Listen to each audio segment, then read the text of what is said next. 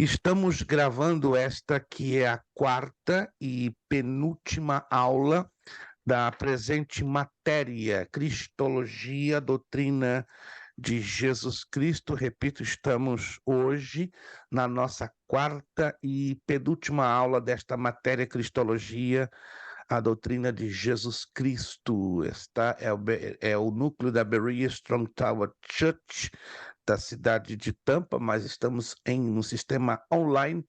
Hoje é quinta-feira, 12 de outubro de 2023, né? 12 de outubro no Brasil é comemorado o Dia da Criança.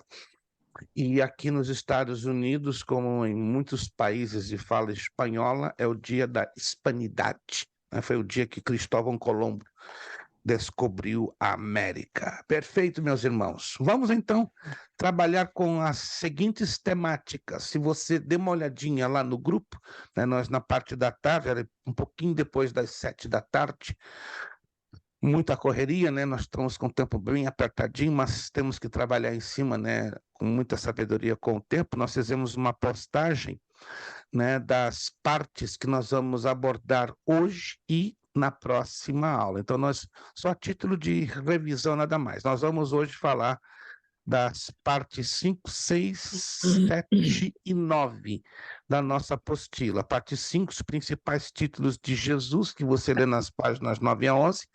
A parte 6, profecias cumpridas por Jesus. Parte 7, os tipos humanos de Jesus Cristo e as parábolas de Jesus Cristo. Lembrando que, repito, a próxima aula vai ser a última, e aí também, de forma bastante sucinta, resumida, nós estaremos falando, bem resumido, né, das heresias acerca da pessoa do Senhor Jesus Cristo, e sim, fazendo uma rápida menção dos credos primitivos, né, que tem envolvido a pessoa do Senhor Jesus Cristo. Vamos então começar com os nossos slides, né?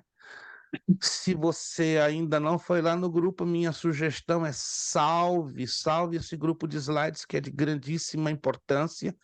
Ele é muito importante, né? Nós já havíamos postado um grupo número 1, e esse é o número 2, que nós vamos então trabalhar com a temática, ou as temáticas que acabamos de mencionar, né? Vamos iniciar pelos títulos, né? Se você olhar na apostila, tem muitos títulos, certo? E esses títulos e nomes estão espalhados por todo o Antigo e Novo Testamento. Mas vamos trabalhar com os mais ressaltantes, os mais importantes.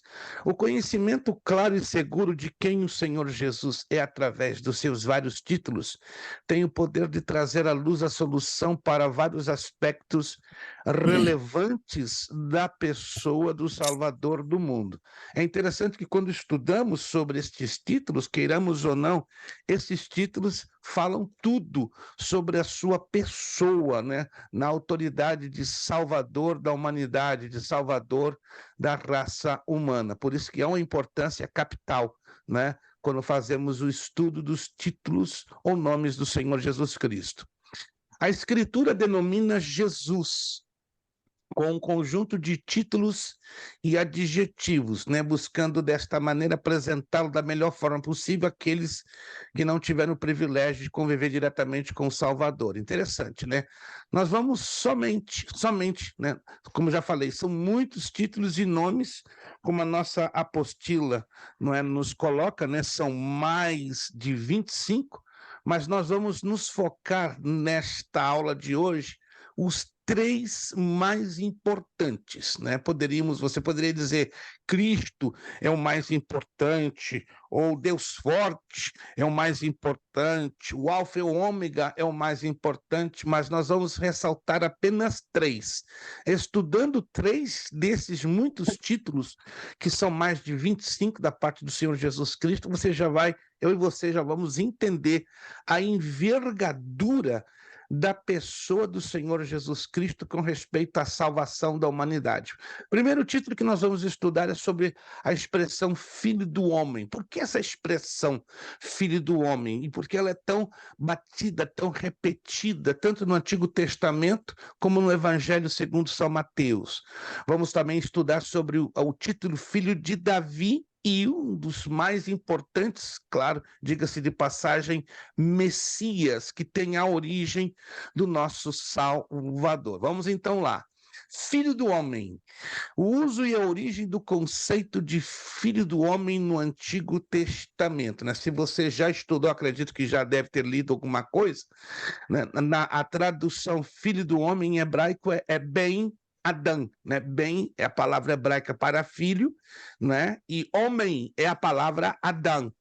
Esse detalhe linguístico, né, etimológico, ou seja, que apresenta no idioma hebraico e na raiz, né, do idioma, demonstra a associação do conceito, a princípio com caráter adâmico do personagem a quem ela refere-se. Então, a expressão filho do homem, olha só que interessante, num primeiro sentido corresponde à imagem de um legítimo filho de Adão, um filho da humanidade, ou um humano de verdade, porque, como já lemos na Escritura Sagrada e já estudamos nas aulas anteriores, Jesus se encarnou na semelhança de um homem, de um ser humano, né? Ele se fez menor do que os anjos, mas assumiu o formato humano. Agora, interessante que esse título, Filho do Homem, aparece no Antigo Testamento em quase 100 versículos. E olha o mais chamativo, quase todos no livro do profeta Ezequiel. Muitíssimo interessante. Tem uma razão por que Ezequiel ressalta tanto esse título do Senhor Jesus, Filho do Homem. Segunda coisa que aprendemos sobre esse título, Filho do Homem, é a autorreferência de Jesus. Com raras exceções, o título que Jesus atribui a si mesmo nos 3 evangelhos sinóticos é sempre Filho do Homem. Quem pode me abrir o áudio e me ajudar a refrescar a mente? Quais são os evangelhos sinóticos? Gente, me ajuda a refrescar a mente. Eu acho que hoje eu tomei um pouquinho mais de café, e o café atrapalha, né, o pensamento, né, irmão? Quem pode abrir aí o áudio e me dizer quais são os evangelhos sinóticos? Não ouvi, está muito baixinho, eu ouvi um sussurro de pombinha no fundo. Mateus, Marcos e Lucas. Mateus, essa é a voz principesca de um príncipe William. Mateus, Marcos e Lucas. Isso aqui é uma voz de príncipe, não é uma voz. Mateus, Marcos e Lucas. Alguém se lembra, qualquer um de vocês, se for o William, amém, se não for o William, outro aluno, se lembra o significado da palavra sinótico? Alguém se lembra? Tem um significado, sinótico ou sinóptico. Se você se lembra, abre o áudio e nos diga, por favor. Será que o áudio está funcionando? Porque eu estou vendo um silêncio terrível no fundo. Alô? Ninguém se lembra do significado da palavra sinótico? Eu creio que ficou bem fresca essa lição na mente e no coração dos queridos irmãos. Semelhante, se eu não me engano. Parecido com a semelhante, mas é um pouquinho mais. Visão Não, conjunta. está errado. Ele deu o efeito, eu quero a causa. Visão conjunta. Visão conjunta. Ô, irmão Marcos está com a candeia ligada. Está igual as 5 virgens prudentes. Está com a candeia, está com a lâmpada ligada e está com reserva de azeite. Visão conjunta.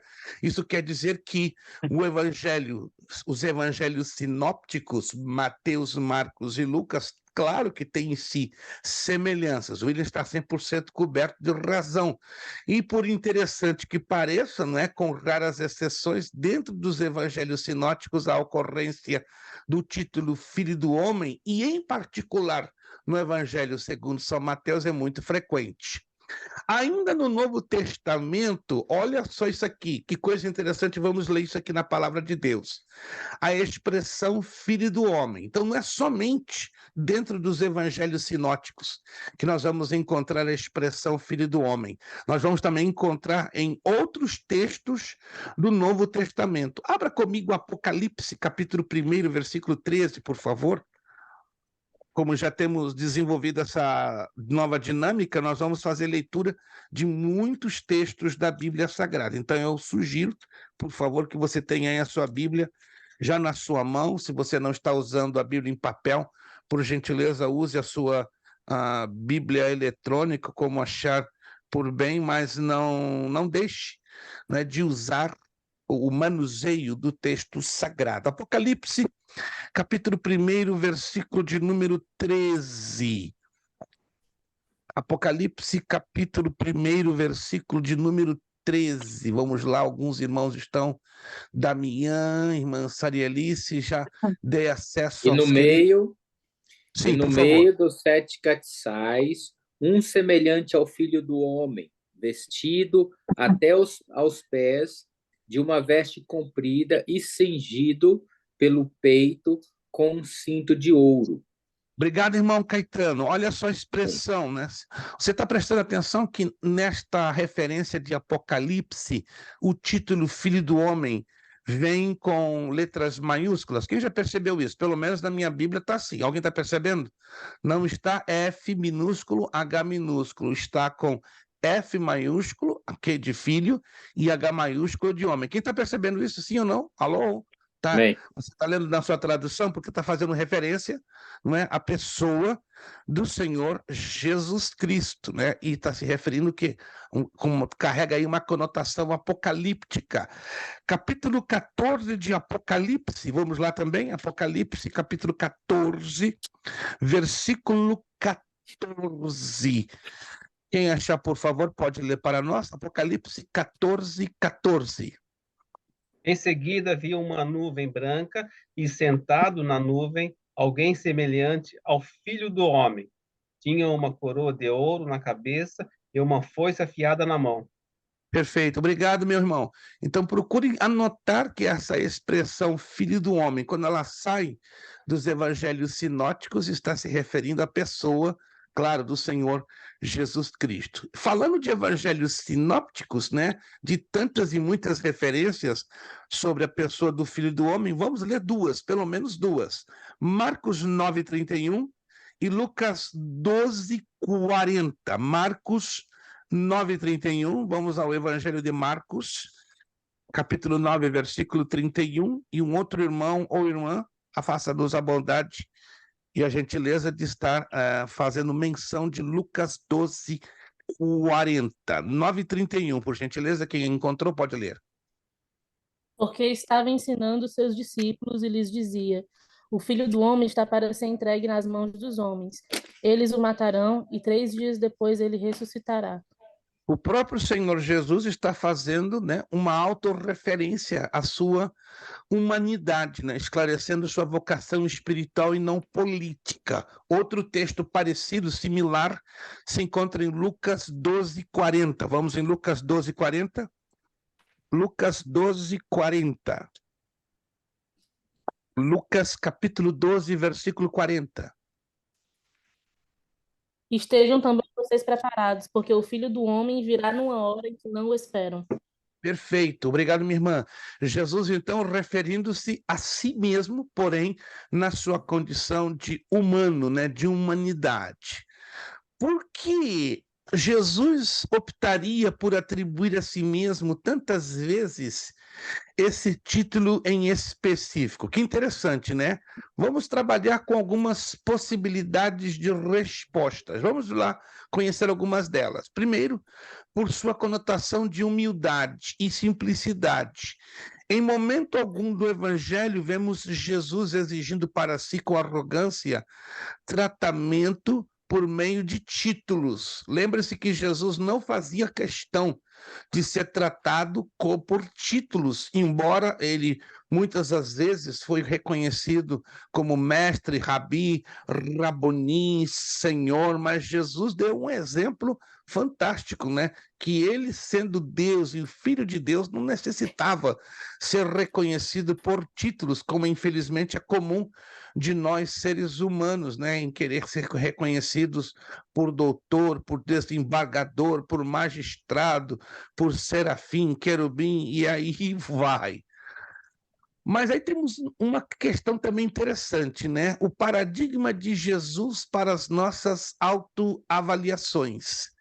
Jesus não se incomodou em ser reconhecido. Olha que interessante, a partir da sua humanidade, mesmo sabendo de todas as limitações que tal condição lhe acarretava, porque ele estava em um corpo humano, então ele estava humanamente limitado em detrimento da sua divindade. Bato nessa tecla. Jesus, em momento nenhum, deixou de ser Deus ou deixou de ser divino, mas por livre e espontânea vontade, ele decidiu limitar os seus poderes divinos por causa da humanidade. Aprendemos com isso que quanto mais próximos de Deus, mais humanos nos reconheceremos, né? Vamos a Lucas capítulo 5, versículo 8. Lucas capítulo 5, versículo 8. Quem de vocês puder ajudar-nos com a leitura de Lucas, capítulo 5, versículo 8. Quando Simão Pedro se deu conta do que havia acontecido, caiu de joelhos diante de Jesus e disse: Por favor, Senhor, afaste-se de mim, que sou homem pecador. Interessante. Pedro, reconhecendo seu estado de grande pecaminosidade diante da majestade do Senhor Jesus Cristo, né? Ele reconhece: eu sou um grande pecador. O Senhor Jesus, dentro de um corpo humano, sabia o que era ser homem, sabia, ou soube, aprendeu a saber o que era ser homem, mas jamais pecador, porque ele nasceu, viveu e teve toda a sua vida impecável. E é interessante que essa declaração de Pedro, né, é um ótimo antídoto para todo tipo de soberba ou de arrogância que nós seres humanos, por, digamos assim, por fato, né? Porque é um fato que se nós não nos cuidamos dentro desta área em específico, temos, claro, uma tendência. Vamos lá. Desse modo, é necessário denunciarmos ou abandonarmos todo modelo de falso cristianismo. Ou seja, o que o falso cristianismo traz nos dias de hoje? Ele procura endeusar pessoas, inflacionando seus egos, entorpecendo suas autopercepções. Em outras palavras, irmãos, temos que saber o nosso exato lugar. E qual é o nosso lugar? Primeiro, somos servos, e o servo foi chamado para servir. Segundo, na condição de servos de Deus que nós, cada um de nós ocupamos, Paulo deixou claro lá na carta aos Gálatas, não devemos presumirmos-nos melhores ou maiores do que os outros. Devemos sempre considerar os outros melhores e maiores do que nós, mas a natureza adâmica nos força, quando eu digo nos força, força o ser humano, a humanidade a ter um modelo falso do que é o cristianismo, e esse modelo falso está aí, né? Endeusando pessoas, inchando egos e mostrando que elas são maiores e melhores do que nós, e na verdade são iguaizinhas, nós somos iguaizinhos uns aos outros. O único diferenciado definitivamente em corpo humano foi e é o Senhor Jesus Cristo. Uma outra coisa sobre o título Filho de Davi. Então, nós falamos um pouquinho sobre o título Filho do Homem. Todos compreenderam, gente, a importância desse título, porque tem a ver muito com a humanidade do Senhor Jesus Cristo. Todos entenderam, gente? Vamos lá. Alguém pode levantar a mão só para eu ver aqui? Todos compreenderam perfeitamente? Isso. Qualquer dúvida que você tiver sobre a questão desse título, Filho do Homem, por favor, tenha plena de liberdade de me interromper, e, consequentemente, a gente aqui vai trabalhar com as avaliações necessárias. Segundo título, Filho de Davi. Fala da realeza de Jesus. Somente um legítimo descendente da casa de Davi poderia trazer esperança de cumprimento das profecias sobre a libertação dos filhos de Israel de toda e qualquer opressão. Deixa eu perguntar, qualquer um de vocês pode abrir o áudio e me responder. Davi pertencia a qual casa ou tribo de Israel? Vamos lá. Davi. Alguém se Judá. lembra? Como? Judá. Judá. Judá. Há muitas profecias, não vamos entrar aqui nos pormenores agora, vamos falar um pouquinho quando entrarmos no ponto profecias sobre Jesus, mas diz a Escritura Sagrada lá no livro de Números que de Judá viria o cetro real. Você está vendo aí na telinha, né, a genealogia segundo Mateus. Todos estão vendo aí na tela? Todos estão vendo sim ou não? Todos estão vendo na tela? Isso, mostrando, né, de maneira bem resumidinha, né, a genealogia de Davi, passando por Salomão, Jeconias, José e desembocando em Jesus. Essa é a genealogia segundo Mateus. Mas segundo Lucas, Davi, Natã e, consequentemente, Maria, desembocando em Jesus. Então, chega num momento da trajetória, isso aqui é só um resuminho para você entender. No meio do caminho, tanto a genealogia de Jesus e de Maria se entrelaçam, ou seja, os dois ficam entrelaçados pela mesma tribo, a tribo de Judá. Isso é muito interessante. A expressão filho de Davi, ela fala do poder da cura, a importância que esse nome trouxe, sobretudo para um cego e para um estrangeiro, né? A mulher estrangeira e o deficiente visual, olha só, clamaram por cura, chamando Jesus filho de Davi. Vocês já se perguntaram por que outras pessoas em estado de necessidade, pedindo uma bênção, uma libertação, não usaram a expressão filho de Davi, senão apenas duas pessoas, que aqui fazemos menção, a mulher estrangeira e o deficiente visual? Olha só, por que isso? Porque deixava que era um indício de que as pessoas tinham plena consciência da magnitude, da grandeza de Jesus nos dias de seu ministério, por causa da promessa do Messias. Então, a nação de Israel tinha consciência que o Messias seria o filho de Davi, mas nem todos tinham esta coragem de forma pública de expor, não é? Esta sua conscientização com medo de represália, ou por parte das autoridades judaicas, ou até mesmo por parte dos oficiais do Império Romano. Um rei acolhendo um clamor de uma mãe estrangeira, o caso de Jesus, e o pedido insistente de um doente marginalizado. Este doente, vocês se lembram, né? Foi Bartimeu, né? Aquele cego de Jericó. E isso é uma prova inconteste, uma prova que não temos do que duvidar, de que não são coroas, súditos ou tronos que indicam a realeza de alguém, e sim um conjunto de ações e uma postura ética diante do coração do rei. O rei Jesus se inclina e o rei Jesus se dobra, não é? Diante das posturas que a ele são demonstradas. A expressão filho de Davi também foi usada como anúncio do rei em sua entrada triunfal. Vamos abrir o Evangelho de Mateus, capítulo 21, versículo 9, por gentileza. Mateus, capítulo de número 21, versículo de número 9. Quem encontrar pode, por gentileza, abrir o seu áudio e ler este texto sagrado. Mateus, capítulo 21, versículo 9. E as multidões, tanto as que o precediam como as que o seguiam, clamavam: Hosana ao filho de Davi. Bendito o que vem em nome do Senhor. Hosana nas Obrigado, minha alturas. irmã. Hosana ao filho de Davi. Olha só, então o povo publicamente estava reconhecendo, publicamente, não de forma privada, pela primeira vez, que Jesus é rei.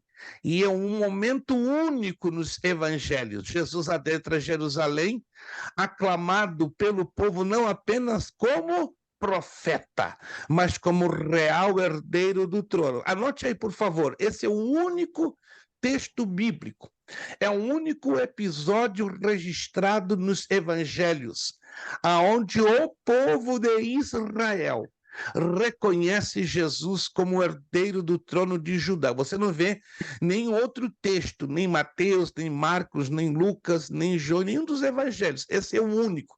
Isso é um versículo singular. É um versículo ímpar, é um versículo que detém uma característica importantíssima para compreendermos o título Filho de Davi, porque o Messias, o herdeiro do trono, procederia da casa real de Davi ou da casa real de Judá. Terceiro título que envolve a pessoa do Senhor Jesus Cristo, dentre vários, que a apostila nos apresenta, Messias. Messias, ele é traduzido do hebraico, Machia, passado para o grego, Christos, Cristo, e o significado de Machia, Messias, ou Christos, Cristo no grego koiné, tem o mesmo significado, ungido. Procure não se esquecer disso. Esse é o título mais importante que envolve a pessoa do nosso amado Salvador. Messias hebraico, Machia, Cristo do grego, Christos, e a tradução na língua portuguesa é ungido. 3 palavras, Messias, Cristo e ungido, com o mesmo significado. Anotado? Isso não pode ser de forma nenhuma esquecido. Tu és o Cristo. O mestre faz uma pergunta aos seus discípulos acerca da compreensão de sua identidade. Abra comigo em Mateus, capítulo 16, versículo 16. Mateus, capítulo 16, versículo 16. Isso aqui não foi para qualquer um fazer esta revelação. Quem achar pode ler para nós, por favor. Mateus 16, 16. E Simão Pedro, respondendo, disse: Tu és o Cristo, o Filho do Deus vivo. Uau! Talvez para mim, talvez para vocês, para nós, não há um sentido de grande calibre ou importância nesta declaração, mas observe aqui o texto. E Simão Pedro respondendo: Tu és o Cristo. O que Pedro aqui estava confessando? Tu és ungido. Tu és o Messias. Tu és mais do que isto. Tu és o Filho do Deus vivo. E essa não foi uma revelação humana que saiu assim no mais dos lábios de Pedro. Jesus dá a resposta lá no 17. Quem pode ler para mim o verso 17? Mateus 16, 17. O verso 17, o verso seguinte. E Jesus respondendo lhe disse: Bem-aventurado és tu, Simão Barjonas, porque tu não revelou a carne e o sangue, mas meu Pai que está nos céus. E tremendo isto, o próprio Espírito Pai, na vida de Simão Pedro, na vida de Simão Barjonas, revela a natureza de Jesus como o Messias, como o ungido. Isso é simplesmente maravilhoso. Não poderia ser um ser humano normal, senão cheio do Espírito Santo ou movido pelo Espírito Santo para trazer tal confissão. Quem é Jesus para nós hoje?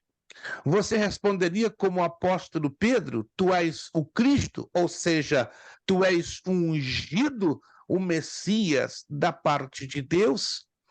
Na verdade, se Jesus for apenas o Cristo, olha só que interessante, a estratégia de marketing midiático não funciona.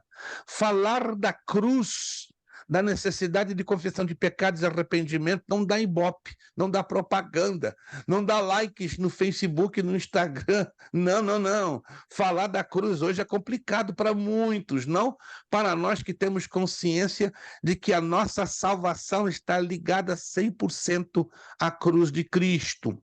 Por isso, em muitos lugares, Jesus é apenas uma marca, quase uma palavra mágica. Mas, irmãos, o que nós concluímos estudando esses 3 títulos principais do Senhor Jesus?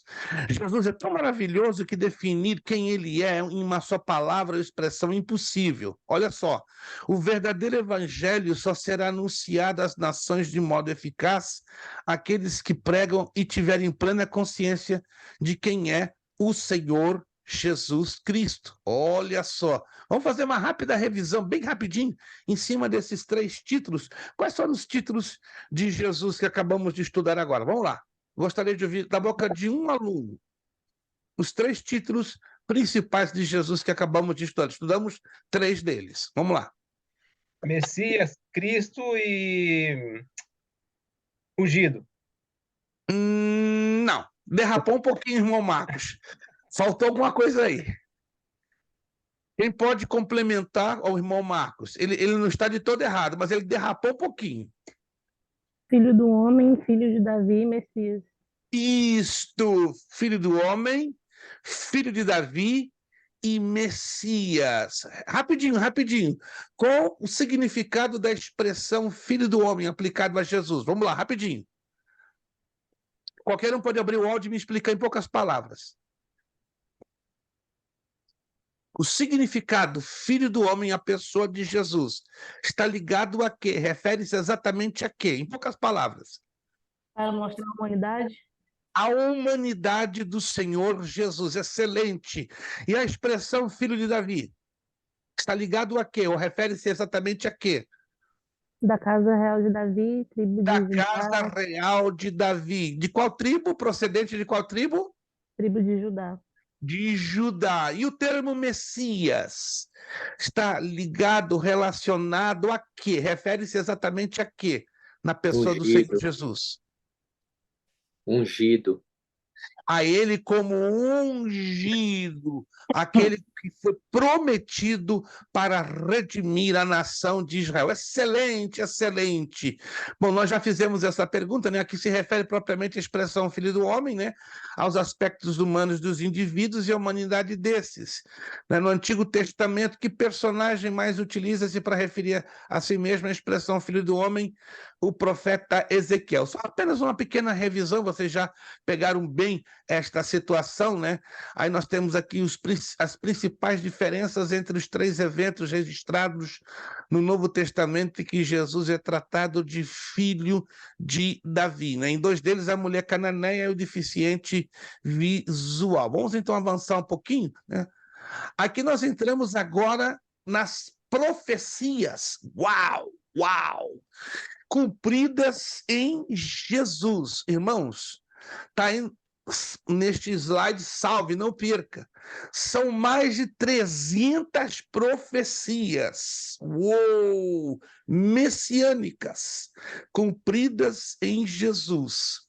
Nós tivemos aqui o carinho de separar livro por livro. Não vamos, claro, não temos tempo para fazer menção de todas elas, mas olha só no livro do Gênesis são 19 profecias, no Êxodo pelo menos uma, em Números 2 profecias, em Deuteronômio são 5, em Rute 1, no primeiro livro de Samuel 1, no segundo livro e assim por diante. Cada livro da Bíblia traz uma quantidade de profecias referentes à pessoa de Jesus, mas o que me chama muita atenção, por favor, chama aqui agora a sua atenção, porque isso me chama muita atenção quando eu comecei a catalogar essas profecias. O livro dos Salmos é o livro da Escritura Sagrada, se você quiser anotar, está na apostila, isso aí.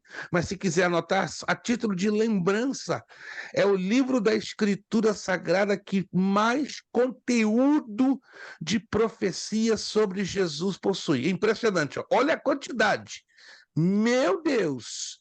É uma quantidade impressionante. Fora o livro do profeta Isaías. Eu vou voltar, ó. Olha o que diz o livro dos Salmos, é muita coisa, é muita coisa. Claro que não vamos fazer menção de todas estas profecias e o mais chamativo, todas elas 100% cumpridas na pessoa do Senhor Jesus Cristo. É impressionante, olha, impressionante, impressionante.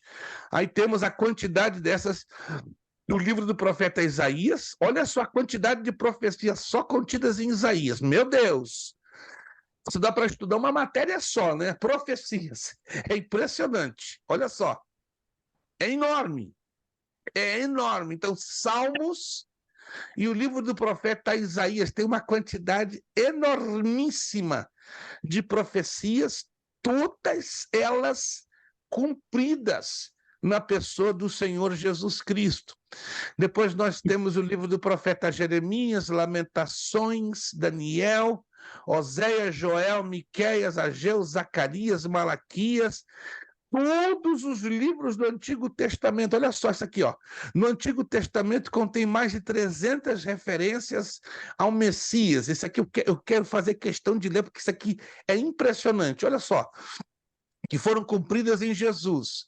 No livro, eu recomendo você adquirir esse livro, se você puder ter acesso a esse livro, chamado A Ciência Fala, de Peter Stoner, como as possibilidades de um homem ter cumprido 8 das profecias, é de 1 em 10 elevado à potência 17, que é 100 mais 3, 6, 9, 12, 15 zeros. Então, agora você pode imaginar a figura de todos os mais de 300 profecias que foram cumpridas em Jesus. Então, você pode questionar que Deus inspirou a Bíblia e que Jesus Cristo é o Cristo. Seu argumento seria suficiente, tem pouco mérito, especialmente se você considerar a ciência da probabilidade. Em outras palavras, Jesus, com as grandes profecias nas Escrituras Sagradas, consegue levar a recordes numéricos que nenhum outro personagem da Bíblia, senão o próprio Filho de Deus. Isso aqui é tremendo. Deixa eu só aqui ressaltar pelo menos 5 profecias dentro desse conteúdo, somente 5, não vamos fazer menção de todas, que é literalmente impossível. Vamos mencionar a primeira profecia messiânica cumprida ao pé da letra. Gênesis capítulo 3, versículo 15. Abra lá, você já conhece esse texto. Vamos fazer menção de 5 apenas, 5 ou 7. Vamos deixar 7, para ficar bem colocado. Gênesis capítulo 3, versículo 15. O Messias nasceria da semente da mulher. Gênesis capítulo 3, versículo 15. Por favor, quem pode ler para nós? E porém inimizade entre ti e a mulher, entre a tua semente e a sua semente. Esta te ferirá a cabeça, e tu lhes ferirá o calcanhar. Uau! Quando esta profecia ela vai ter o seu pleno cumprimento? Evangelho de Lucas, capítulo 1, Evangelho de Lucas, capítulo 1, versos 34 e 35. Por favor, quem pode nos ajudar lendo Evangelho de Lucas, capítulo 1, versos 34 e 35. Vamos lá? Como se fará isto? Desculpa. 34 e 35, né? Isso. E disse Maria ao anjo: Como se fará isso, visto que não conheço o varão? E respondendo o anjo lhe disse: Descerá sobre ti o Espírito Santo, e a virtude do Altíssimo te cobrirá com a tua sombra, e pelo que também o Santo, e de ti há de nascer, será chamado Filho de Deus.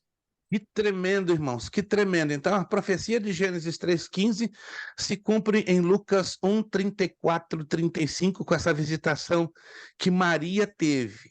Vamos ler a 8ª profecia que está aí, ó. O Messias viria para todas as nações. Só vamos ler Gênesis capítulo 18, verso 18. Nada mais, para não sermos muito extensivos. Gênesis 18, 18. Quem pode nos achar e ler para nós? Gênesis 18, 18.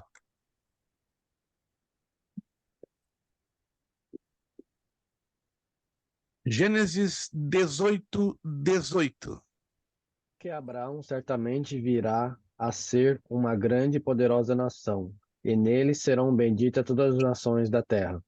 e nele serão benditas todas as nações da terra, não apenas nele, Abraão, na sua semente, mas acima de tudo no descendente mais importante da nação, aliás, da descendência de Abraão, que é o Senhor Jesus Cristo. Vamos também no número 11. O Messias seria sacrificado no mesmo monte onde Deus testou Abraão. Gênesis 22:14. Vamos lá em Gênesis 22:14.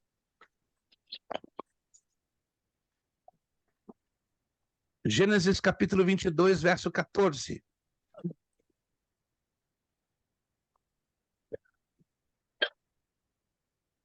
E chamou Abraão o nome daquele lugar, o Senhor proverá, donde se diz, até ao dia de hoje, no monte do Senhor se proverá. Alguém se lembra como se chamava aquele monte? Versículos anteriores a este nos dá o nome desse monte. Alguém se lembra do nome desse monte? Moriá. Moriá, perfeito. Moriá. Vamos em Lucas 23:33. Lucas 23:33 é o cumprimento desta profecia messiânica. Lucas capítulo 23, verso 33.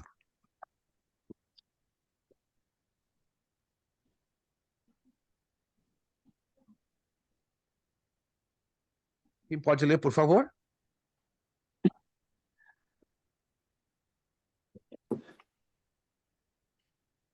E ele Lucas, disse, Senhor, estou pronto para ir contigo até a prisão e a desculpe morte. interromper. Lucas 23:33.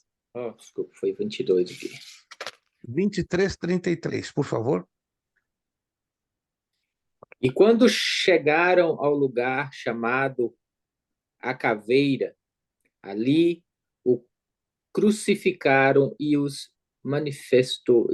malfeitores, uma à direita, a outro à esquerda. Perfeito. É interessante deixar claro, presta atenção. Aí entra a matéria de geografia bíblica que nós estudamos, que foi realmente um grande desafio. O Monte Moriá passou, nos tempos do Novo Testamento, ganhar dois nomes: Monte Caveira, né? Ou Monte Calvário, também conhecido em grego por Gólgota. Então anote aí, ó. O Monte Moriá ganhou no Novo Testamento os seguintes nomes: Monte Caveira, Monte Calvário ou Gólgota, do grego. Então não são lugares diferentes. É o mesmíssimo nome, só que a geografia bíblica, como se lembram, no caso do Mar da Galileia, né? Mar de Tiberíades, Mar da Galileia, Lago de Quinerete, Lago de Genezaré. É algo mais ou menos parecido, se referindo ao Monte Moriá. Lembre-se também de outro detalhe. No Monte Moriá, hoje, atualmente, está construída uma mesquita muçulmana. É a mais importante ali dentro de Israel e também do mundo islâmico. É considerada a segunda mais importante do mundo islâmico. A mais importante está em Meca, na Arábia Saudita, mas a segunda mais importante do mundo islâmico está ali em Jerusalém, no chamado Domo da Rocha, ou da Mesquita de Omar. E ali é o mesmo lugar. Olha só, isso aqui não é coincidência, isso tudo é um propósito bíblico e divino. Ali foi construído o primeiro templo, o Templo de Salomão.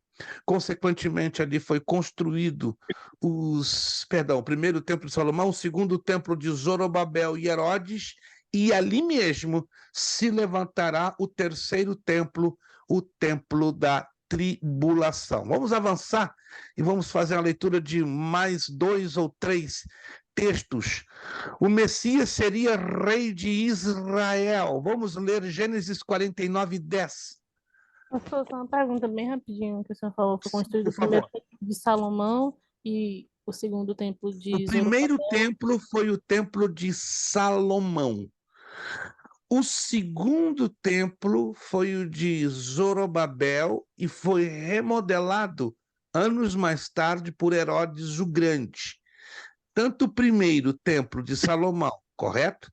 Como o segundo de Zorobabel e remodelado anos mais tarde por Herodes o Grande, foram construídos exatissimamente no mesmo lugar que é chamado Monte do Templo, que hoje é ocupada pelo Domo da Rocha, ou a Cúpula da Rocha, também conhecida como a Mesquita de Omar. Muitos teólogos têm especulado que a Mesquita de Omar, ou Domo da Rocha, tem que cair para se levantar o terceiro templo. Não existe nenhum indício direto ou indireto no conjunto das muitas profecias. Não.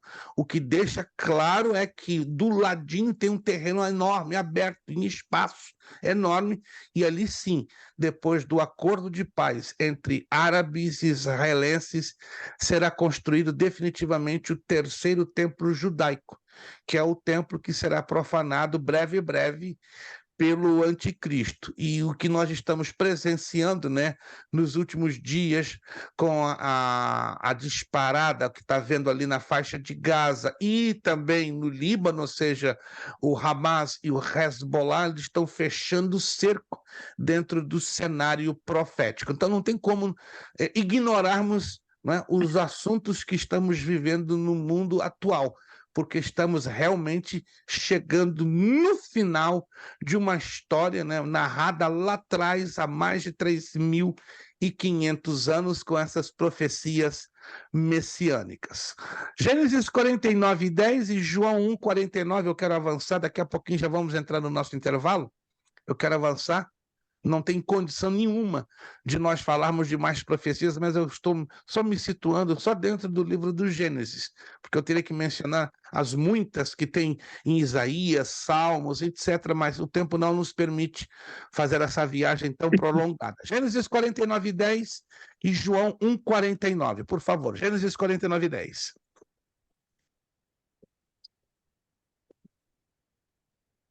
Gênesis capítulo 49, versículo 10. Quem pode ler, por favor? O cetro não se apartará de Judá, nem o bastão de comando de seus descendentes, até que venha aquele a quem ele pertence, e a ele as nações obedecerão. Perfeito. A minha tradução diz: o cetro não se arredará de Judá. Olha que interessante. Nem o legislador dentre os seus pés, até que venha Siló. Essa palavra Siló está ligada diretamente com o Senhor Jesus Cristo, né? A palavra Siló tem duplo significado, e um deles quer dizer o que resgata, o que redime, e a eles se congregarão os povos. Não vou entrar no comprimento que está em Lucas 3, está aqui, ó, Lucas 3, 23, 33, que é muito extenso. Então já vou passar a página. Aí eu sugiro que você, com carinho, com calma, na sua casa, salvando esses slides, você possa ler com atenção, claro, no tempo que você tenha disponível, as demais profecias, que são enormes. Como já falei, o livro dos Salmos domina uma quantidade enorme, o livro do profeta Isaías, aí entra Jeremias, Lamentações, Daniel, etc. Agora, aqui é muito chamativo, olha, vamos olhar para o que Lucas 24, 44, 49 diz. Se me permitem, quero fazer a leitura desta parte aqui, que é interessantíssimo, né, para nós fecharmos esse pacote das profecias cumpridas na pessoa do Senhor Jesus Cristo. Diz lá esse texto: e disse-lhes: estas são as palavras que eu disse a você quando eu ainda estava convosco, que todas as coisas devem ser cumpridas do que estava escrito na lei de Moisés e nos profetas e nos salmos a respeito de mim. Então lhes abriu o entendimento para que pudessem compreender as escrituras, e disse-lhes: assim está escrito, e assim convinha que o Cristo padecesse ao levantar-se os mortos no terceiro dia, e que o arrependimento e a remissão dos pecados deve ser pregado em seu nome entre todas as nações, começando por Jerusalém. E estais testemunhas destas coisas, e eis que eu envio a promessa de meu Pai sobre você, mas ficai na cidade de Jerusalém até que sejais revestidos da força do alto. Isso aqui nós fizemos numa linguagem parafraseada, mas note-se que Mateus 1:22, olha só, diz que tudo aconteceu para se cumprir o que o Senhor Jesus tinha dito pelo profeta. Dando uma olhada na palavra cumprir, nós constatamos que o que dizem as Escrituras, 12 vezes, isso aqui é muito chamativo, 12 vezes no Evangelho de Mateus. Já estudamos, não é? O Evangelho de Mateus na matéria Os Evangelhos, mas seria interessante você anotar essa observação. 12 vezes no Evangelho de Mateus é mencionado a expressão ser cumprida sobre as profecias proferidas sobre a pessoa de Jesus. Então, aqui as ocorrências. Lembra-se que o número 12 na Bíblia não é uma coincidência, não é? Está ligado à aliança e ao governo perfeito. 12 tribos de Israel, 12 apóstolos, 12 tribos e assim por diante. Vamos lá, vamos avançar. Aqui nós temos, né? Já estamos falando das promessas ou das profecias que se cumpriram na pessoa de Jesus. Nós temos o nome de Jesus, Jesus Cristo e o Messias. Aí nós temos a forma em hebraico, Yoshua Hamashia. Não se preocupem em traduzir, porque isso é somente a título demonstrativo. Quando chegarmos lá, quem chegar no bacharel em teologia vai estudar a introdução ao hebraico bíblico e vai entender perfeitamente. Yoshua Hamashia, né? E aqui nós temos, né, a mesma expressão, Jesus Christus kai ho Messias, né? Jesus Cristo é o Messias. Depois dos nossos comerciais, ou seja, do nosso intervalinho de 7 minutos para descanso, vamos estudar os tipos humanos de Cristo. São muitos, né? A apostila traz aí uma lista grande, mas vamos destacar somente seis, que serão eles: Adão, Abel, Melquisedeque, José, Moisés e Davi. Perfeito? Então vamos estudar 6 tipos humanos de Cristo, né? A apostila traz um número mais variado, um número mais suculento, mas separamos esses 6 porque esses são considerados os mais notáveis, os mais sobressalentes, os mais importantes. Perfeito? Alguma dúvida, alguma pergunta? Está tudo acertadinho por enquanto? Perfeito. Com respeito às promessas, fica difícil a gente entrar em muitos detalhes, apenas eu ressaltei as mais chamativas, né? E basicamente todas elas no livro do Gênesis. A lista é muito grande e aí você já tem à disposição, né, para vocês investigarem à vontade dentro dos textos da Sagrada Escritura. São 9 horas e 2 minutos, tá? Vamos separar para 7 minutinhos. Então, 9h10 em ponto, nós regressamos. Não corte a conexão, pode apagar o seu áudio, o seu vídeo, mas mantenha a conexão ligada. 9h10 estamos voltando. Muito obrigado.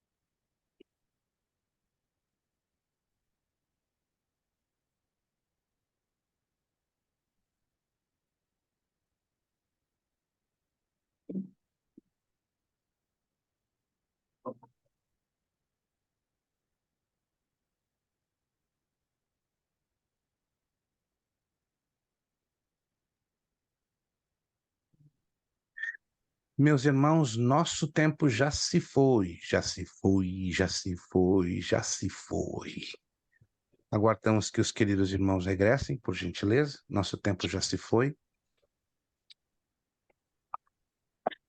Perfeito, meus irmãos.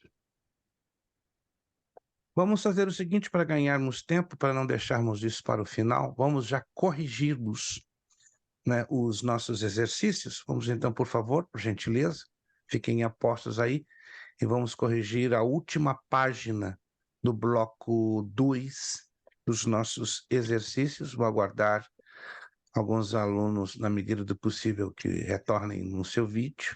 Outros não têm condições de estarem com o seu vídeo visibilizado. Não estou consciente que alguns têm alguns problemas de natureza técnica e outras talvez estejam com algum pequeno inconveniente.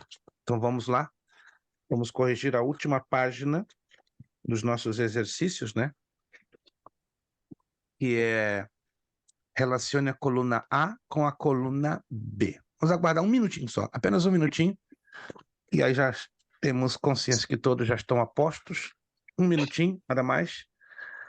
Se você está perdido, é a última página dos nossos exercícios, lá no finzinho da nossa apostila. Enquanto os irmãos estão aí nesse período de 60 segundos folheando a sua apostila, só relembrando, próxima aula será a nossa última aula, será um pouco mais curta que o normal, ok? Imediatamente depois do intervalo, já estaremos passando a nossa prova de Cristologia de 12 questões, né, baseadas todas no exercício, e já estarei disponibilizando, acredito que já na próxima sexta-feira estou pensando em ir a Tampa e eu já deixar nas mãos do irmão Orsino as novas apostilas, né, da próxima matéria que começaremos no dia 25 de outubro, né, que será a matéria de ética cristã e ministerial.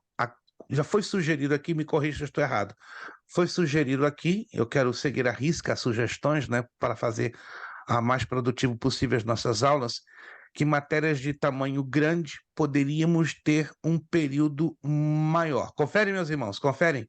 Poderíamos ter um tempo maior. Confere, irmão José Valdo, me corrija se eu estou equivocado, os demais irmãos.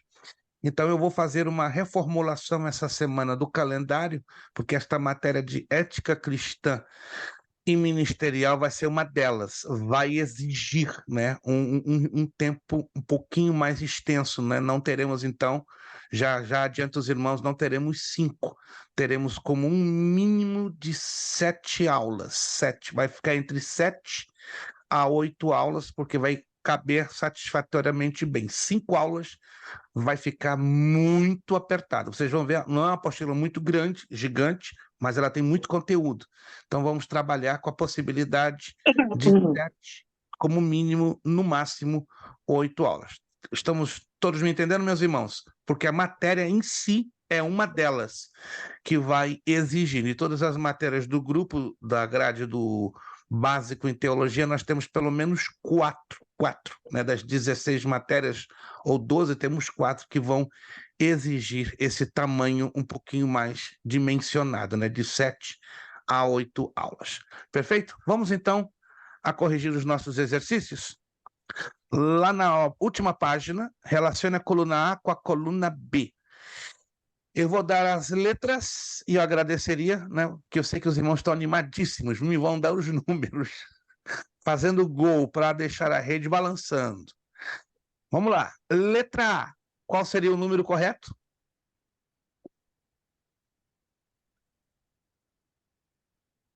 Eu acho que o áudio está funcionando, né? Eu estou ouvindo mímica. Letra A, qual é o número, por favor? Ninguém está falando nada. O som está funcionando, irmãos? Eu quero ter certeza que o áudio está funcionando. Agora estou assustado. Qual é a letra A? Qual é o número da letra A? Seria 4? 4. Graças a Deus. Ó. Efatá, como disse Jesus para o mundo. Abre-te, efatá. O som estava fechado. Letra A, número 4, logos. Letra B, qual o número? Letra B. Qual é o número?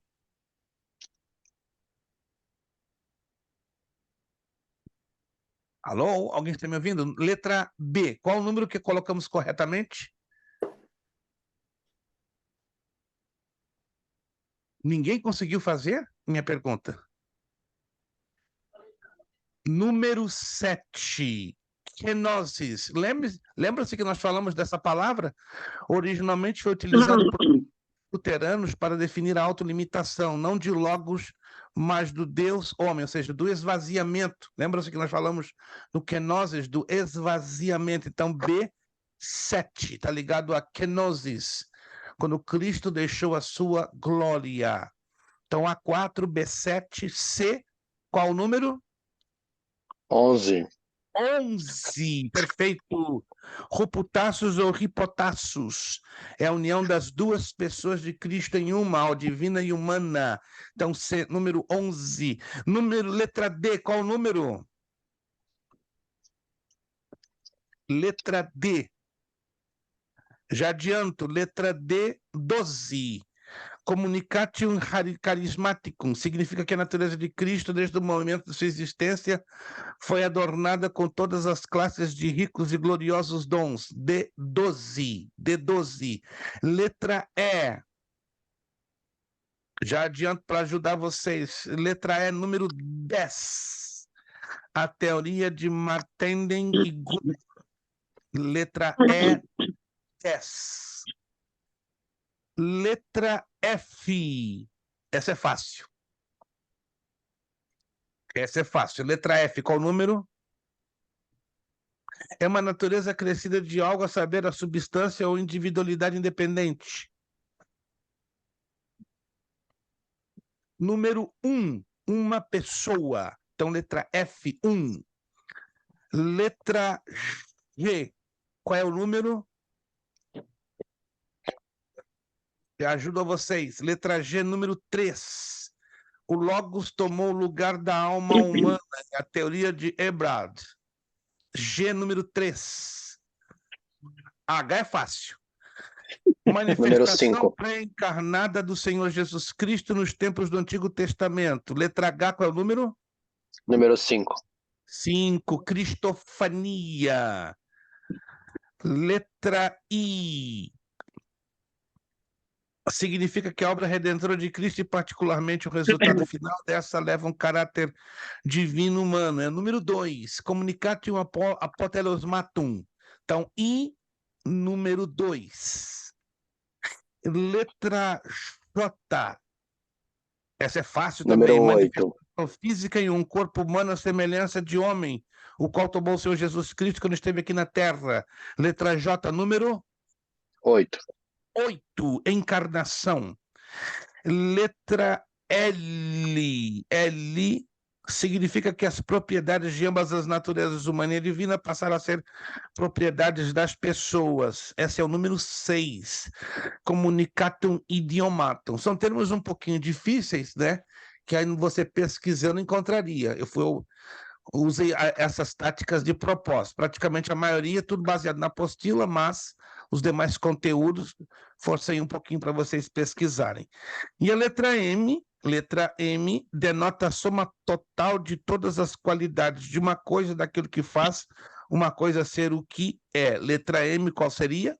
Isso é fácil. 9. 9, natureza. Para quem se perdeu, atente aí, ó. Confira. A4. B7. C11. D12. E10. F1. G3. H5. I2. J8. I6. E M9. Se você observar os nossos exercícios, tem 1, 2, 3, 4 partes. Se você observar com atenção, nossos exercícios têm 4 partes. Teremos, então, uma provinha com 12 perguntas. Então, já adianto a vocês, estudem as 4 partes. dos exercícios, porque de cada uma das partes dos nossos exercícios eu vou tirar 3 questões, entendeu? Quem está me entendendo? Cada um das 4 partes dos nossos exercícios eu vou extrair 3. Então, 3, 3, 3, 3. 3 vezes 4, 12. Vai ser o número total das questõezinhas. Até aqui, tudo certinho? Nenhuma dúvida? Se alguém se perdeu, me deixe saber para eu repetir o gabarito. Vamos voltar, então, à continuação. Vamos entrar nos tipos humanos do Senhor Jesus Cristo. Na apostila, você está observando, falamos de 8, mas eu ressaltarei somente 6. Somente 6. Se não conseguirmos terminar hoje, vamos, claro, terminar dentro da próxima aula, né? Porque nós vamos fazê-la bem sucinta, bem mais compacta, né? Para dar o tempo necessário para fazermos a prova também, nem nada muito apertado. Vamos, então, aos tipos humanos do Senhor Jesus Cristo. Vamos ressaltar somente 6. Adão, Abel, Melquisedeque, José, Moisés e Davi. É importante ressaltar que existe uma matéria na teologia, né, que ela é muito estudada no bacharel e no mestrado, chamado tipologia bíblica. Eu não sei se alguém já ouviu falar desta matéria da teologia chamada tipologia bíblica. Se alguém já ouviu falar, levante uma de suas mãos, só para eu saber se alguém aqui de pastor Jurandir, irmão Josevaldo, alguns irmãos estão aí levantando as suas mãos, porque ela é uma matéria muitíssimo interessante, é como fosse um código dentro da própria palavra de Deus para você entender o significado da aplicação de pessoas, coisas e lugares. A carta aos Hebreus fala, né, que o Antigo Testamento é a sombra dos bens futuros, ou seja, ela é a sombra de uma imagem que vai se projetar de maneira plena no Novo Testamento. E isso relacionado à pessoa de Jesus Cristo, está ligada a pessoas que tiveram bíblica e profeticamente uma identificação com o que seria Jesus no futuro. Vamos lá. Adão. Por que Adão é um tipo humano de Jesus Cristo? Adão, como representante da raça e primeiro homem, é figura daquele que havia de vir. Está em Romanos capítulo 5, 14, parte C. Por isso é dito que se pela obediência de um todos morreram, pela obediência de um muitos serão salvos. Abra lá comigo em Romanos 5,19, só faremos menção desse texto. Romanos capítulo 5, verso 19, é interessante termos esse texto em consideração. Quem achar pode, por favor, ler para nós. Romanos capítulo 5, verso 19.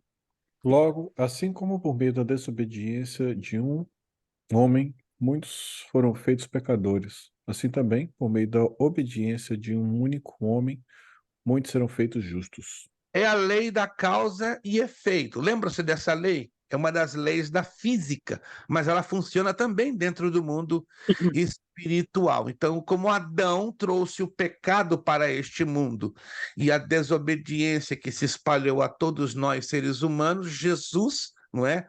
Como figura de Adão, ele trouxe a obediência a este mundo para que todos também pudessem ser modelos de obediência diante do Pai Celestial e assim por diante.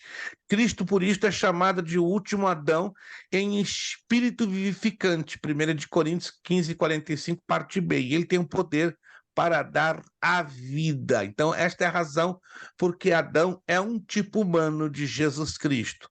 Outro é Abel. Abel, o justo, ofereceu excelente sacrifício aprovado por Deus, oferta que, mesmo depois de sua morte, ainda fala. Vamos à carta aos Hebreus, capítulo 11, verso 4. Isso é interessante. Como é que um camarada morto ainda pode estar falando? Não é ele, são as suas obras.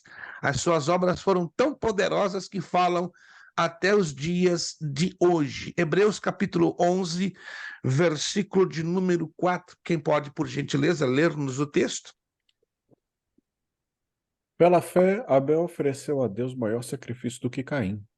pelo qual alcançou o testemunho do que era justo, dando Deus testemunho dos seus dons, por ela, depois de morto, ainda fala.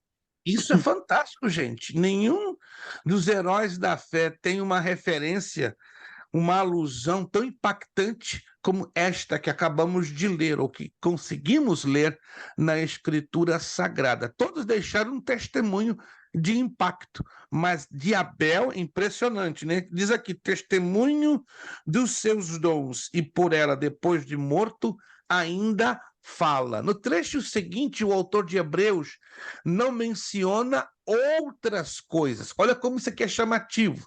Mas coisas superiores que Jesus e o sangue da aspersão falam através de Abel. Vamos em Hebreus 12, 24. Uau! Hebreus 12, 24. Quem achar pode ler para nós? Hebreus capítulo 12, versículo 24. E a Jesus, o mediador da nova aliança, e ao sangue da aspersão que fala coisas superiores ao que fala o próprio Abel.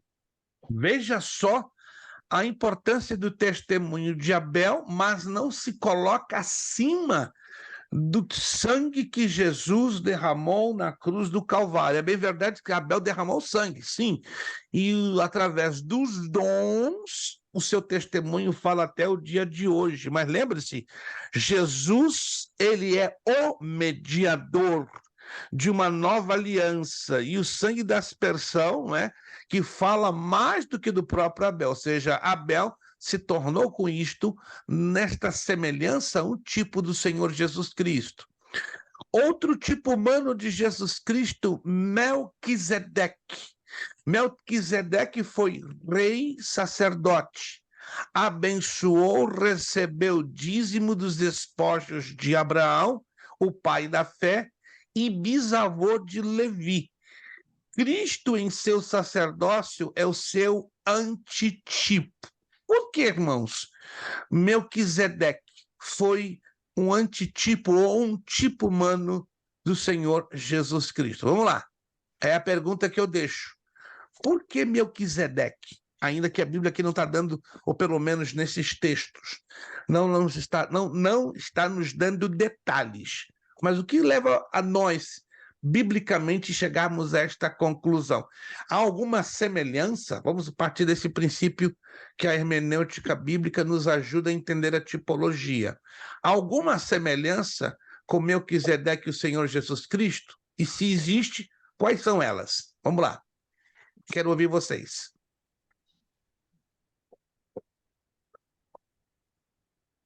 Sacerdote? Começamos por aí. Melquisedeque e Jesus têm semelhanças no sacerdócio. Lembrando que Melquisedeque apenas foi sacerdote. É importante deixar isso claro. E Jesus, sumo sacerdote. Segunda semelhança, vamos lá, se alguém se lembra. Uma vez que estamos falando de tipos humanos de Jesus, então esses tipos humanos têm que ter entre si semelhanças. Confere? Ok, Evaldo já falou uma delas. Uma segunda semelhança.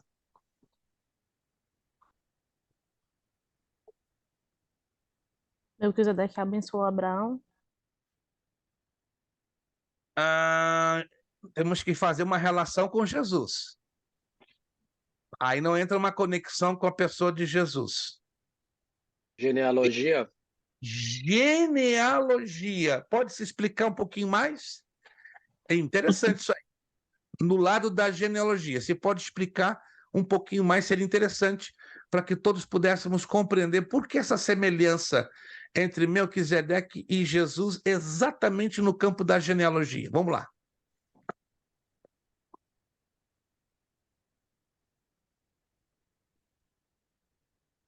Ninguém? Use as suas palavras, simples. Vamos lá. Estamos aqui para todos juntos aprendermos. É muito interessante isso.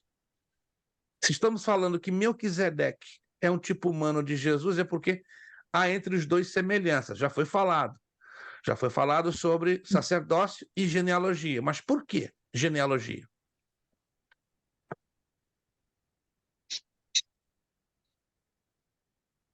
Que não se sabia a genealogia de Melquisedeque, Repita, Josevaldo, por gentileza, eu não consegui lhe ouvir bem. Repita. porque não se sabe a genealogia de Melquisedeque. Ou não se sabe, irmãos. Mas peraí, em que ponto isso é semelhante a Jesus?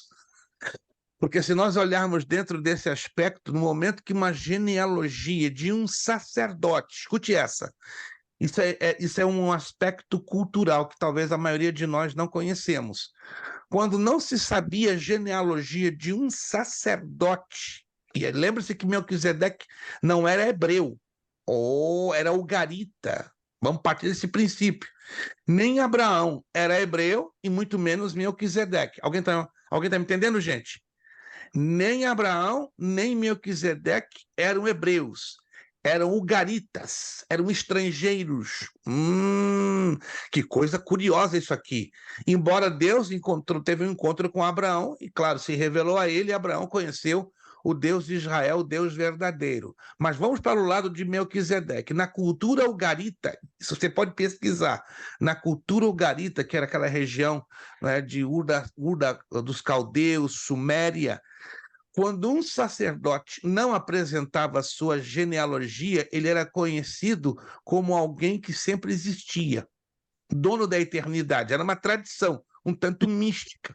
E aí a semelhança com a pessoa do Senhor Jesus Cristo. Embora vemos a genealogia de Jesus, mas do lado humano. Humano. Alguém está me entendendo? Mas não do lado divino, porque do lado divino Jesus sempre o quê? Sempre existiu. Concordamos com isso? Jesus sempre existiu, mas do lado humano, a sua genealogia é relatada, tanto por Mateus como Lucas. Então, esta seria também a semelhança entre Melquisedeque e a pessoa do Senhor Jesus Cristo. Basicamente, essas duas características, sacerdócio e genealogia. Vamos voltar, então, à continuação. Pastor, José. você poderia explicar novamente sobre a genealogia, que eu não entendi muito bem? Certo, vamos lá.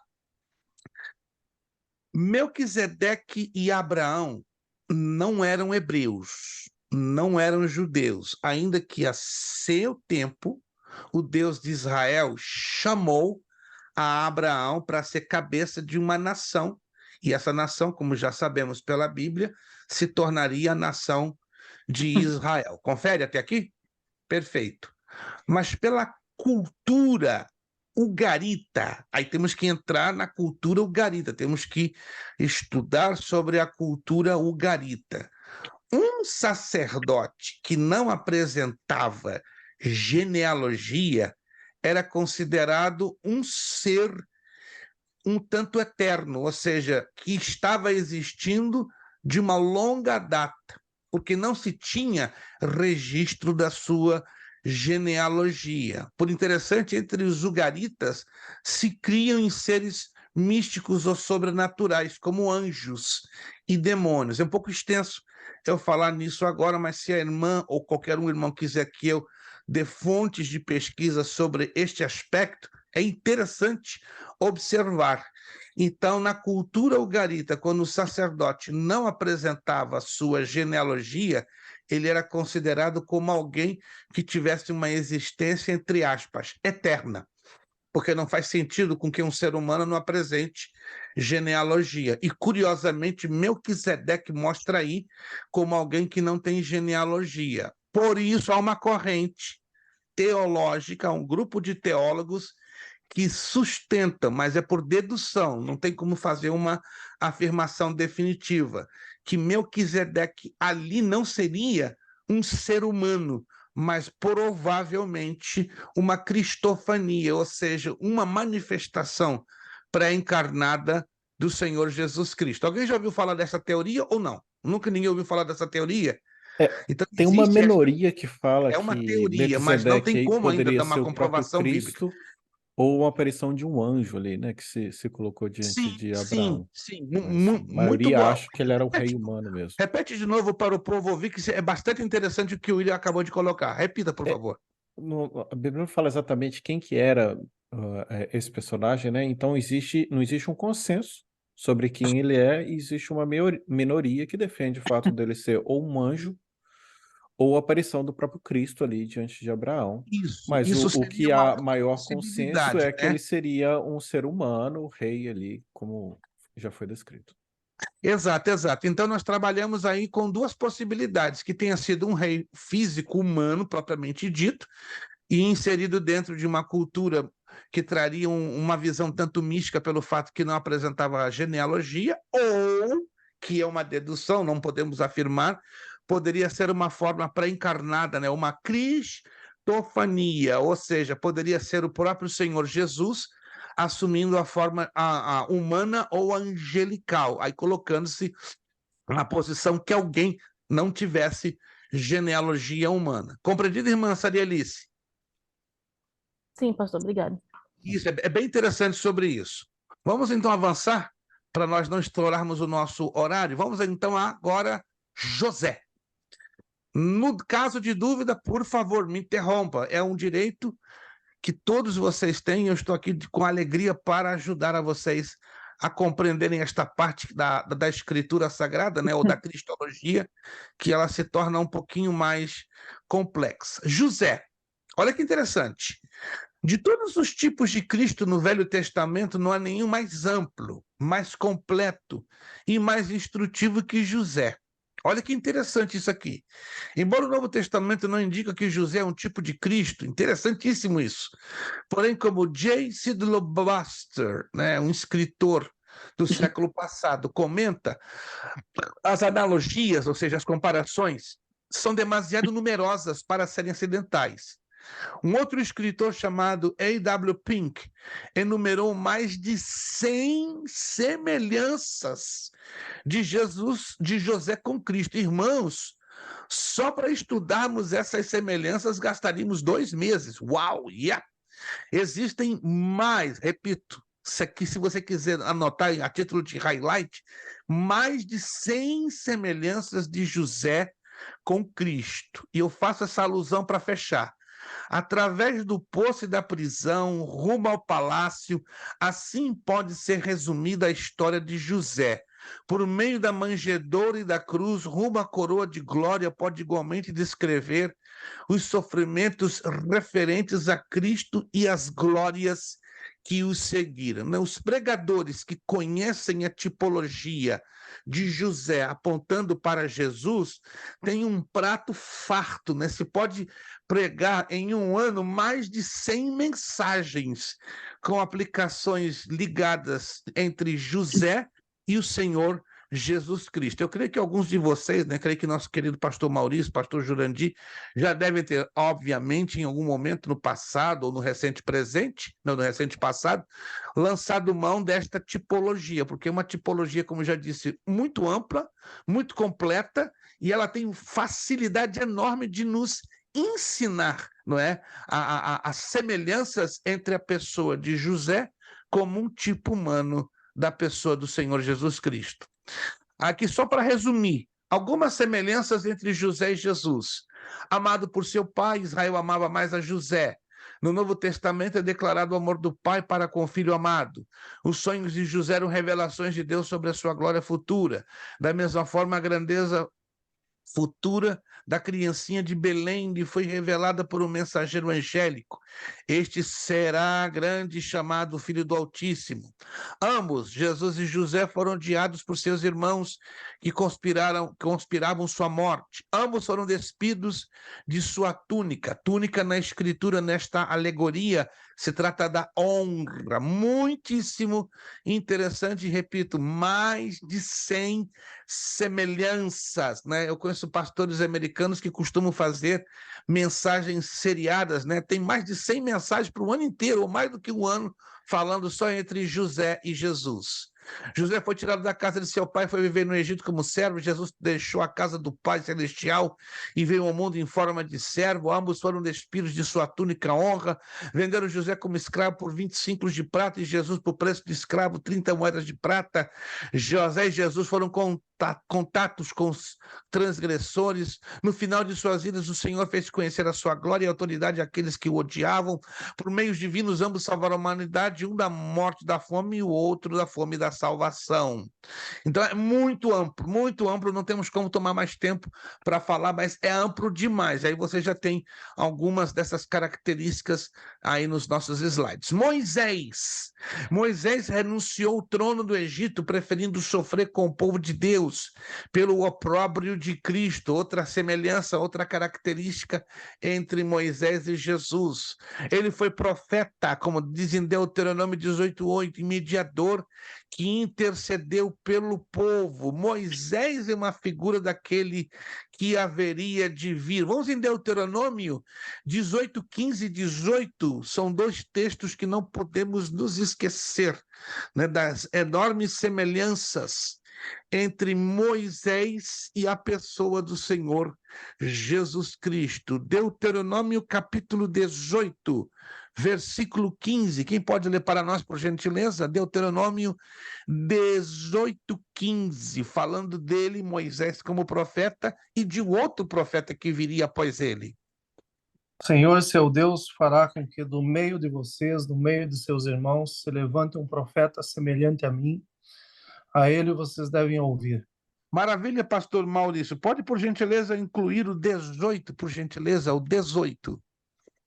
Farei com que se levante do meio de seus irmãos um profeta semelhante a você, em cuja boca porei as minhas palavras, e ele lhes falará tudo o que eu lhe ordenar.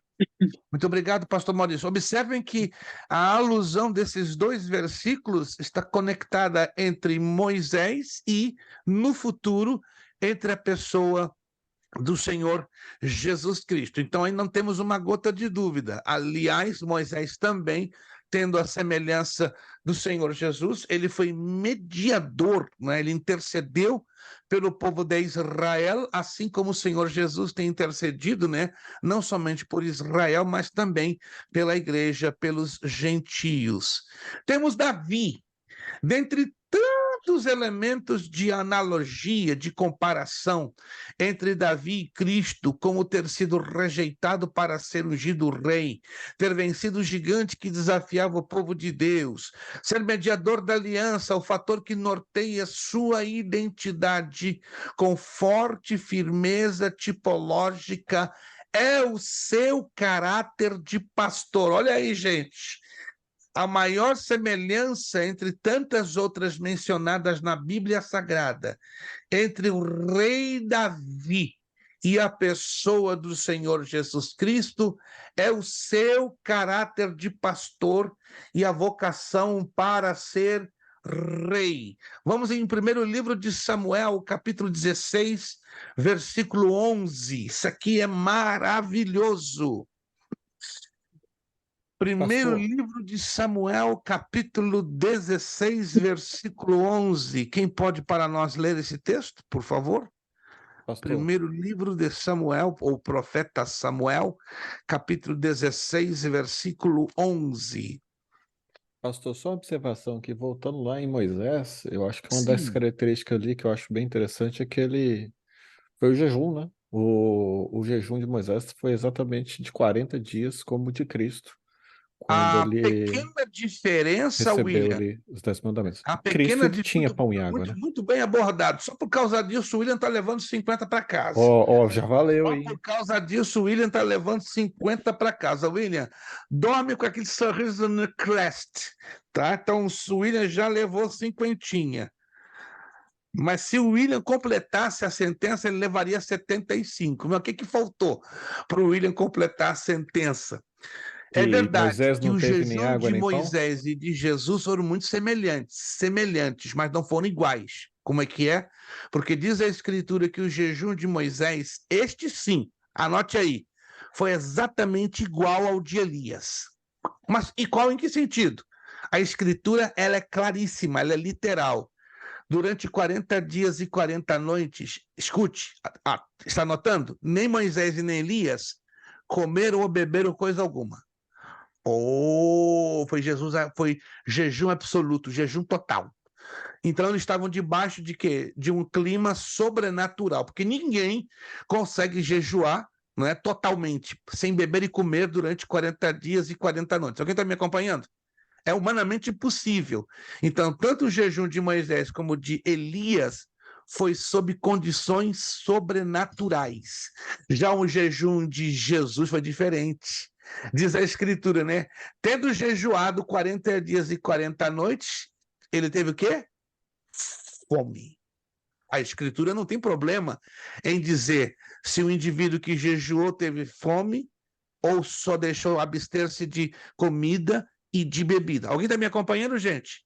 O jejum de Jesus foi parcial.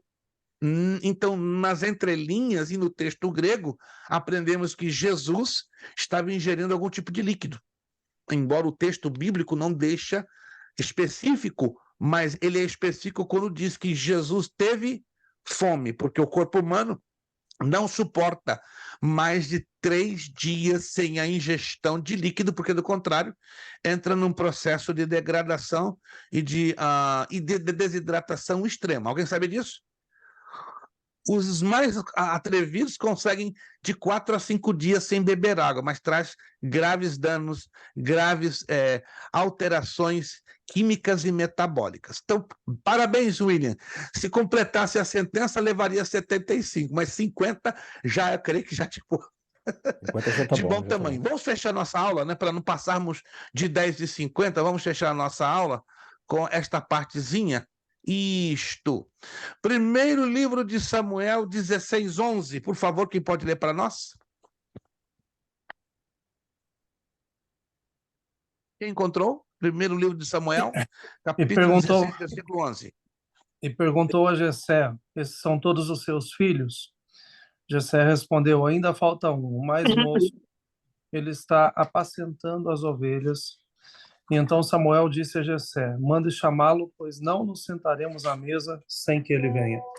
Uau! Ou seja, a grande semelhança dentre tantas entre Davi e o Senhor Jesus é o seu caráter de pastor. Eu vou fechar a aula de hoje, porque não teremos condições pelo tempo, né, de entrar em maiores detalhes. Então você vai anotar aí, nós vamos fazer um ganchinho desta parte que eu vou finalizar agora e jogar para a continuação na aula seguinte. Ou seja, a aula seguinte a gente vai fazer o mais sucinta possível, o mais resumido possível dentro da temática que eu já abordei, né, que eu postei lá no grupo. Mas Ezequiel capítulo 34, dos versos 11 ao 15 e o verso 23, aponta para a vinda de alguém que seria ao mesmo tempo Deus e Davi, para pastorear o povo de Deus. Vamos a Ezequiel capítulo 34, já vamos finalizar a nossa aula nos próximos 3 minutos.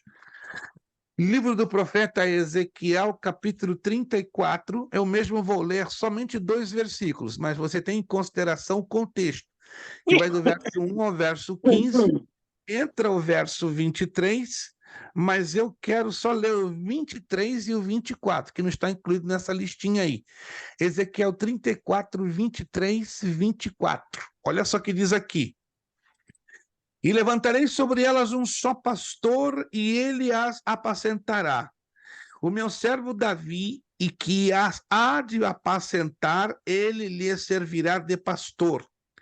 Eu, Senhor, lhe serei por Deus, e o meu servo será príncipe no meio deles.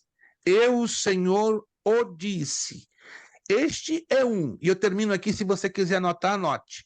Este é um dos 6 textos que temos na Escritura Sagrada que nos ensinam que no governo de 1000 anos, no milênio, isso depois da tribulação, depois que Jesus regressar com a igreja glorificada, ali no milênio, Jesus em Jerusalém vai ter um co-regente, porque no governo de 1000 anos, Jesus vai governar sobre o planeta Terra e sobre a nação de Israel. Mas Jesus terá quem? Um co-regente. Quem será este co-regente?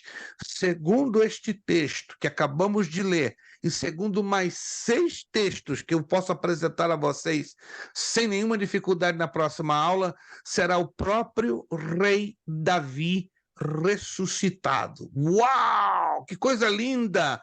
E para Deus nós sabemos que isso não é algo de bicho de 10 cabeças, porque nós temos essas 6 profecias em 6 textos bíblicos que nos apontam que Jesus e Davi governarão juntos. Jesus como rei de toda a terra e Davi como corregente sobre as ovelhas de Israel. Então, na próxima aula, a gente vai trabalhar com os outros textos, né? Os outros 5 textos, todos eles localizados no Antigo Testamento. Quem de vocês sabia disso? Que Davi ressuscitado será o corregente com Cristo no governo milenial. Quem sabia?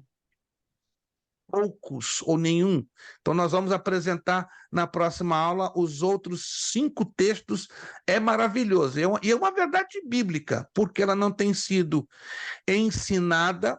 Até hoje realmente não entendo, mas eu aprendi a entender, a visualizar essa realidade bíblica já uns 47, 48 anos atrás, quando aprendi a estudar a escatologia com o pastor Antônio Gilberto, né, que ele falava bastante sobre esse aspecto, mas alguns pastores achavam que era uma forçação da barra, né? Ele estava forçando o texto bíblico, mas o texto está bem claro e vou mostrar a vocês nos outros 5 versículos.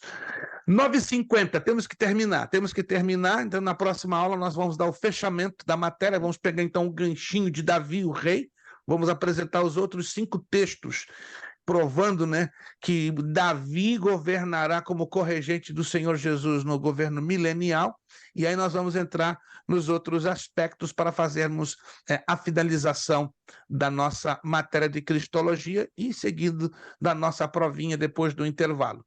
Perguntas, dúvidas, faça agora, ou se calhe até a próxima aula. Olha o silêncio, meu Deus. Está tudo bem esclarecido até o momento, gente? Perfeito, está esclarecido. Se tiver alguma dúvida que surja no meio do caminho, vai lá no grupo e posta, que com alegria, com prazer, eu quero responder a sua pergunta. Vamos então finalizar a nossa aula de hoje. Nosso muito obrigado a todos vocês, né, que se esforçaram muito para estar aqui. Obrigado, Evaldo, irmão Marcos Tavares, Josevaldo, pastor Jurandir, que está com uma biblioteca bonita ali do lado dele, né? Acho que vou ter que fazer uma pesquisa ali nesta biblioteca, né? Que ali tem coisa ali, um tesouro que você pode nem imaginar, né? Mas eu faço uma ideia por cima. Obrigado, William, esse quarto bonito, né? Que eu nunca vou ter, né? Só mesmo o William. Obrigado, pastor Maurício, pastora Kátia, por estar conosco, Caetano, sua digníssima senhora Sarielice, obrigado ao casal 4060, perdi até a nota, né? Irmã Vanessa, irmão Marcos, obrigado, Ossino, obrigado, Damião, Deus abençoe poderosamente a cada um de vocês. Vamos pedir Josevaldo nos encerrar a aula de hoje com a palavra de oração. Obrigado pelas vossas orações, continuemos orando uns pelos outros, tá? E acredito que já na próxima sexta-feira eu vou conversar com o irmão Orsino, eu vou estar indo a Tampa levando as novas apostilas da matéria Ética Cristã e Ministerial que começaremos na quinta-feira, dia 25 de outubro, se Deus quiser. Irmão Josevaldo, abrindo por gentileza o seu áudio e nos agradecendo a Deus com a palavra de oração. Pai amado, nós te agradecemos pela aula de hoje, ó Pai. Nós te agradecemos pela tua proteção, pela tua provisão. Nós te agradecemos, ó Senhor, por ter cuidado de nós. Aleluia. Esteja conosco em todo o tempo, ó Pai. Abençoa-nos, ó Pai, que possamos aprender mais e mais da tua palavra e colocar a tua palavra em prática, ó Pai. Esteja conosco em todo o tempo. Abençoe nosso pastor que está trazendo, Senhor, a tua palavra para nós, ó Pai. Abra, Senhor, nossos corações, abra o nosso entendimento, possamos a cada dia mais aprender e de Ti, ó Pai. É o que nós te pedimos em nome de Jesus. Amém. Em nome de Jesus, amém. Nosso lema, seriedade. Seriedade. Compromisso. Compromisso. Disciplina. Disciplina. Seriedade. Seriedade. Compromisso. Compromisso. Disciplina. Disciplina. Seriedade. Disciplina. É necessário que ele cresça. É necessário que ele cresça. É necessário que ele cresça. E eu diminua. É necessário que ele cresça e que eu diminua. Diminua. Mas a Deus damos o quê? A honra, a glória e o poder. Muito obrigado, Deus os abençoe. Ó, beijão desse tamanho no coração de cada um de vocês. Obrigado, tenham um bom descanso, uma semana vitoriosa. Deus os Amém. abençoe. Até a próxima quinta, permitindo Deus, se Jesus não voltar. Se voltar, já era aqui. Mas vamos começar uma etapa bonita lá no céu. Paz do Senhor para todos. Muito obrigado. Bom descanso.